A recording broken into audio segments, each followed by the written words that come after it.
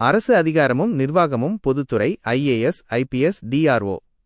மக்களுக்கான நன்மை. ஒரு அரசு சரியாக வேலை செய்ய வேண்டுமென்றால் அதற்கு நல்ல அதிகாரிகள் வேண்டும். மாவட்ட கலெக்டர்கள், தாசில்தார்கள் மற்றும் மாவட்ட வருவாய் அலுவலர்களை DRO முதலமைச்சர் நேரடியாக கண்காணிப்பதால் மக்கள் தங்களின் பட்டா மாறுதல் சான்றிதழ்கள் மற்றும் அரசு உதவிகளை பெற அலைக்கழிக்கப்பட மாட்டார்கள். அரசு இயந்திரம் வேகம் எடுக்கும். 2. மக்களின் பாதுகாப்பு. காவல்துறை மற்றும் உள்துறை. மக்களுக்கான நன்மை. எந்தவொரு குடும்பமும் நிம்மதியாக வாழ சட்டம் ஒழுங்கு மிக முக்கியம். காவல்துறை முதலமைச்சரின் கட்டுப்பாட்டில் இருப்பதால் குற்றங்கள் தடுக்கப்படும். குறிப்பாக பெண்கள் மற்றும் குழந்தைகள் எந்த நேரத்திலும் பயமில்லாமல் வெளியே சென்று வரக்கூடிய பாதுகாப்பான சூழல் தமிழ்நாட்டில் உருவாகும்.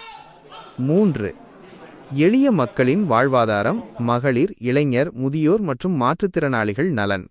மக்களுக்கான நன்மை. சமுதாயத்தில் உள்ள அனைத்து தரப்பு மக்களுக்கும் பாதுகாப்பு தரும் பாசகரம் இது.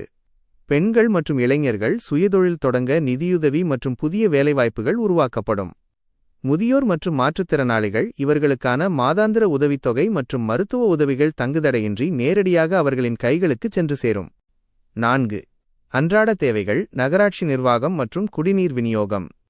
மக்களுக்கான நன்மை. காலையில் எழுந்தவுடன் நமக்கு தேவைப்படும் அடிப்படை விஷயங்களான சுத்தமான குடிநீர், தெருவிளக்கு வசதி, தார் சாலைகள் மற்றும் சுகாதாரமான சாக்கடை மேலாண்மை போன்றவற்றை இந்த துறை கவனித்துக் கொள்கிறது. மக்களின் அன்றாட புகார்களுக்கு உடனுக்குடன் தீர்வு கிடைக்கும். 5. புதிய திட்டங்கள். சிறப்பு திட்ட செயலாக்கத்துறை. மக்களுக்கான நன்மை.